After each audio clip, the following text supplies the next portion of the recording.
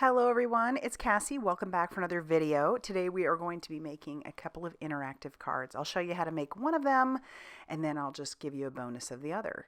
So this is what we're going to be using today. This is the brand new Sheets and Giggles stamp set. I have the matching dies and we're going to be using the Easy Lights by Pearblossom Press along with an action wobbler and some sentiment stock. So let's go ahead and jump into it. This is actually pretty easy, but I want to show you all of the steps.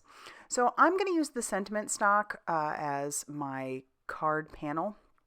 So I'm just kind of taking a look at where I want those die cuts to go, and then I'll tack those down and then run that through my die cutting machine. Typically the sentiment stock is used just for sentiments, but I figured it would make such a beautiful background because it is like a matte black.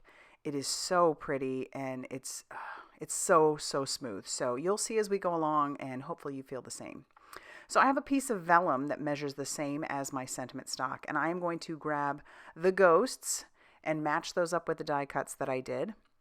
We're just going to put those in there, keeping in mind that there is vellum behind that. So I'll close the door of my MISTI, pick that up, move the black cardstock, and then we're going to stamp that down on the vellum. I'm going to use a pigment ink because a dye ink will just kind of rub off of there, might leave some residue, but the pigment ink is going to be used with some clear embossing powder so that we have a good image stamped. And so I did the black, and then I'm just going to cover that with that clear embossing powder. You could use like a black embossing powder, that would look pretty good. But to be honest with you, I just wanted to make sure I didn't have any extra residue sitting around, so I just used the clear. And then we're going to heat set that with our heat gun. This is not a heat resistant vellum that I'm using, but it will work fine. You just want to make sure you keep your heat tool moving, and it will melt pretty quickly and you'll be able to tell. So watch as that happens. It just gets darker on that vellum and it happens very quickly. So perfect. There it is. That is our vellum piece. And I'm going to color this with watercolor. Now, typically you could not actually watercolor on a vellum. Vellum is not a porous paper, and so that watercolor is going to sit right on top, but as long as it dries, it's fine. And I'm not doing any blending. I'm just going to paint that color on and let that sit there and dry, and it's gonna be fine. It's actually going to look really good. This paint that I'm using, that is it's more of a color shifting watercolor that I have. It's called Orion. And you'll see in, because I'll show you close up, it looks like a purple, but it shifts in color. So there's just lots of neat stuff out there, I'm telling you. So I'm just going to keep coloring our ghosts. Ghosts are great. They're simple because if you're just using a regular sheet, which I'm looking at these, and how fun would that be to use like a patterned paper? Like if you had like a floral pattern, you know, like grandma's old sheets. There's a ghost in grandma's old sheets or something like that. How cute would that be? I may have to do that. But ghosts are super simple because they're going to be typically white, right? And so just adding a little bit of shadowing and shading where you think there might be some. But these are cute because you can tell where that's going to be. And, you know, with the folds, they're just cute little images for sure. And I like that there's so many in this set. And then I'll just, like I said, continue painting. And when I'm done with that, I do want to hit that with my heat gun very, very quickly. This will dry very, very easily. And once that's dry, that paint's not going anywhere. But take a look at it. It's purple, but then it kind of shifts and it's shiny. So super cool. All right, before I attach my pieces together, I want to splatter up this background. So I'm going to put that in my makeshift splatter box, and I'll grab out that same paint that I used for the ghosts, and I'll just splatter that on the background. And it doesn't look like a whole lot since this is a black background and that's purple, but in real life, it's pretty incredible. It's so pretty on that black. And then I'm also going to grab out my Trinity Gold palette and just use the silver in there and do the same thing with silver splatters. So it'll look like these ghosts are kind of flying around in the night. This sentiment stock measured 4 inches by 5.5 inches. And so I've cut 2 pieces of vellum to be that same size. That was the one you saw that I've colored. And I'm going to attach the one that I've stamped right behind it. I'm using my Crafty Gluefriend and just, you know, trying to not to go all the way to the edge because that will kind of spread out a little bit. And shift it around a little bit. That's what's nice about liquid glue is you can move it as you need to. Everything is dry. You saw me hit that with a heat gun, so the entire background is good and dry. We're all good there. I did have to shift it a little bit, but that's okay. And then, like I said, I have another piece of vellum that is the same size, and I'm going to put that right behind there again. The reason I'm doing that is this is not like a heavy vellum, and so I just want to make sure that the light shows through, but that my wires don't. So here we go with our second piece. I'll just basically put glue where I already put it before. You can see it through the vellum.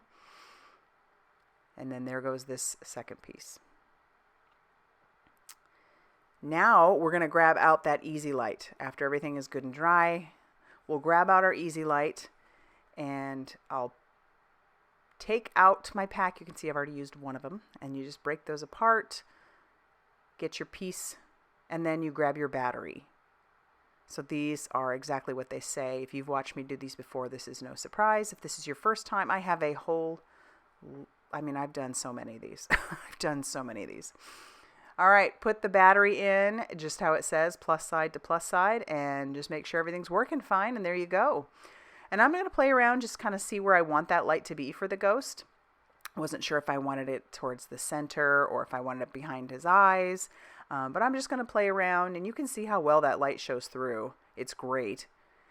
And typically what I'll do when I make these is I will put the lights down first, but I'm going to put my mechanism down first. I'll put my battery pack down. I'll use some double-sided adhesive, put that where I want that, because I only have a few limited spaces I really can put it. And then I will take my lights and put those where I want them. I'm not worried about the wires just yet as far as how those are going to look back there. It always looks like a hot mess for me. And because I don't want that tape to show through, I'm going to use double-sided adhesive again. Normally I will use washi tape. Whatever you have is typically fine. But this tape is showing, like the backing, so I'm just going to peel off that release paper and just leave it exposed. And then you can't see the tape behind. And you can't see the wires either. All you see is the light. Again, that's why I use 2 pieces of vellum. Then we'll put our other light behind for this ghost. Again, some more double-sided adhesive. Just stick that light down. Same thing for the other. Another bit of double-sided adhesive. Put that down for his eyes. And then before I take off that release paper, make sure everything works right. And then I'm going to wad up all of my wires, kind of bunch them into a ball. I'm very limited on where my space is to be able to put these wires. So yeah, it is hot mess express back there. And I'm just going to take a little bit of washi tape and tack that down. Like I said, looks like a mess. Doesn't matter. No one's going to see it. In fact, I'm even going to put my foam tape over the top of it. So I've got that down. It's going to stay put. And then I'm going to go ahead and put this last tiny piece that I have over these wires just to make sure they stay put. And there you go. Now I'll take off that release paper on the back of the double-sided adhesive, and then we're going to bring in our foam tape. I have a foam tape that is about 3 millimeters deep. If you don't have anything this thick, you're going to want to take your regular foam tape and double it up. And the reason you want to do that is just to make sure that your mechanism isn't on all the time, that there is a little bit of cushion.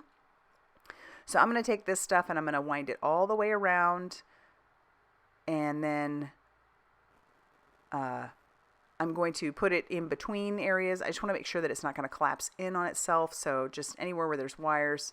I did want to show you that Max came in to be quality control to make sure that I didn't cut any of my wires. I have done that before. That is always a shame when that happens. So make sure I didn't cut any wires, and to make sure that I have tape in all the places that it needs to be. And then he's eventually going to get bored. But oh, I love seeing his cute little head in here. Between him and Miles. So great. So yeah, I'm just making sure to cover in all those pieces so that I have as much on there as possible. All right, everything looks good. So I'm going to take that and we're going to get a base ready to go. My card base measures 5.5 inches by 8.5 inches, scored at 4 1/4. And then I'll take all the release paper and peel all of that off. And then we can attach this down to our card base. Because this sentiment stock measures 4 inches by 5.5 inches, there is going to be a white border on the top and bottom. You can see it looks like my mechanism is on all the time. But that's why it's kind of important to make sure that you have a good enough foam tape behind there. So all is well there. I'm now going to glue the sentiments down. I did those off camera. We've got the You Have a Beautiful Soul, and we have the push. The push comes from our Papercrafting Magic stamp set. And then I've brought in these darling little glowing sky embellishments. And I can't show you in here because it's way too bright in here, but I will have a picture at the end. They do glow in the dark. They glow great. So not only are these interactive, but they glow in the dark. So there is our light up card. I love how that turned out. And here's one with an action wobbler. Those are always super fun and easy to add as well. Take a look at that. And then at the end, like I said, I'll show you a picture of them glowing in the dark. So if you like this video, be sure to hit that like button and definitely consider subscribing if you haven't already done so. And as always, thank you so much for stopping by, and I hope that I see you very soon in another video. Bye, everybody.